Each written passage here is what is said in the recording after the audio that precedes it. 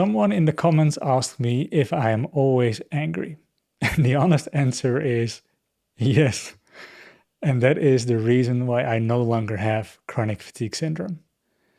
When I could not really feel this emotion, I had symptoms, fatigue. But now my superpower is to always be a little bit angry. Now, hear me out before you click away. Because if I would no longer be able to feel this emotion, I would probably develop symptoms like grogginess or fatigue straight away. And the same might be happening for you.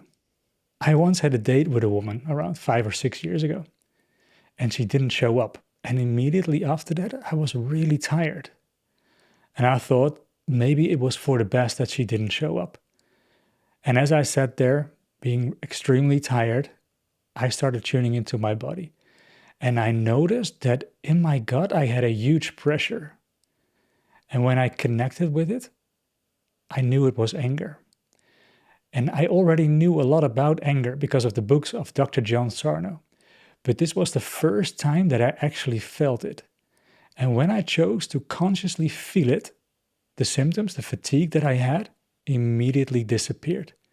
And all of a sudden, I was extremely energized and full of energy and full of power.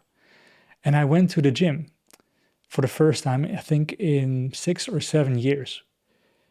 But every time I did no longer feel that power inside of me, I developed sluggishness, fatigue, and all kinds of other symptoms.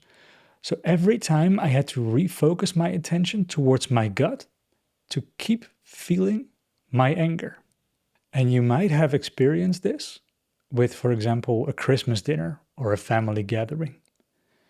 That all of a sudden you are extremely tired. And you think that maybe it was too overwhelming, maybe you're too tired for it, maybe you can't handle all the impressions. But usually what happened in those moments is that old suppressed anger from unresolved issues between you and your family members was triggered. But because in our society we conditioned ourselves to not really feel this, then the brain perceives it as a danger and creates symptoms to protect you. Sometimes this also happens with new anger. For example, when people manipulate you, when they lie, when they steal, or when they use you. And in all of these moments, it's actually really important to have anger because it sort of makes you stand up for yourself. It makes you protect your own boundaries. And it's like a clear no, like, no, I don't want to be treated this way. Anger really is much more. It is your creativity. It is your drive. It is your purpose. And it is your sexuality. And that means that a little bit of anger is your life force energy. And man, this energy, I mean, I knew I had a lot. Probably that's why I had chronic fatigue syndrome, because I learned to suppress it as a child. But I am someone with strong emotions. And for me, it's just so important to always have a little bit of that emotion inside of me so I can continue with my work, because this is my purpose.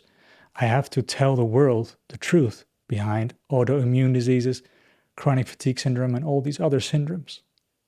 What do you actually think of anger? Do you judge this to be negative or positive? And when you tune into your body and really feel the gut, breathe through it. Do you feel something there, like a slight pressure, maybe like squeezing together, or like a tornado? And if you would imagine yourself to be angry, to be fierce, to be strong, to stand up for yourself, and breathe through that, what would happen? Would you become symptom-free, really powerful? Or maybe when you haven't really sort of retrained yourself that anger is a positive emotion, you could develop symptoms like more fatigue. One of the first times